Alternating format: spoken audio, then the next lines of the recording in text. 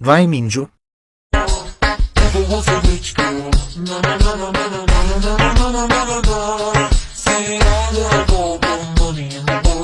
Sta pezzo di merda, ora la investo. Ma che sta succedendo perché UNE ha disegnato una bandiera del Giappone sul lenzuolo pulito? Non lo so paura. Non ci posso credere. Neanche io ci posso credere che Byung-Gil mi abbia mangiato l'ultimo yogurt. UNE è diventata donna. E io uomo. Ah, Stavo scherzando. Gisò porco bio scendi subito.